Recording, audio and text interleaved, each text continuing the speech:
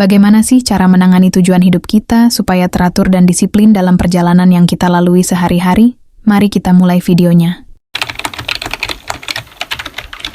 Coba pikirkan ini. Kita bangun pagi, mengecek ponsel, bekerja, makan, lalu tidur. Besok kita ulang lagi, dan lagi. Semuanya terasa seperti rutinitas yang tak ada ujungnya. Tapi, untuk apa semua ini? Tanpa arah, tanpa tujuan, hidup bisa terasa kosong. Kita merasa sibuk, tapi tidak puas. Dan disitulah kelelahan yang sebenarnya muncul. Bukan karena kita terlalu banyak bekerja, tapi karena kita tidak tahu kenapa kita bekerja.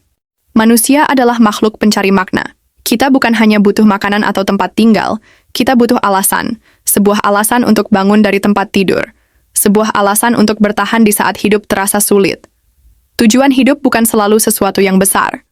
Bukan harus menyelamatkan dunia atau menjadi miliarder.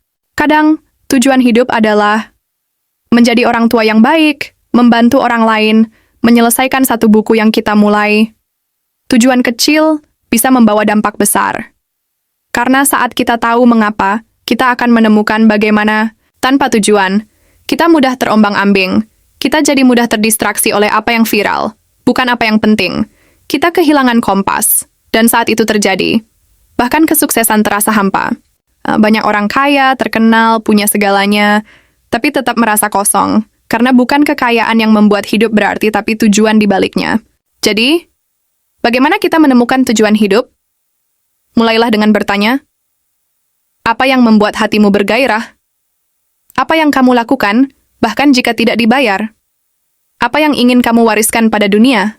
Tujuan hidup bukan ditemukan sekali lalu selesai. Ia berkembang. Ia berubah seiring waktu. Dan itu tidak apa-apa. Yang penting adalah kamu berjalan ke arah yang kamu pilih, bukan hanya mengikuti arus. Ingat, tujuan hidup bukan tentang sempurna, tapi tentang punya arah. Dan saat kamu punya arah, kamu bisa bertahan dalam badai apapun, karena kamu tahu hidupmu punya makna. Bantu kami menyebarkan makna dengan like, komen, dan subscribe. Karena mungkin ini akan jadi awal dari perjalanan banyak orang untuk menemukan tujuannya.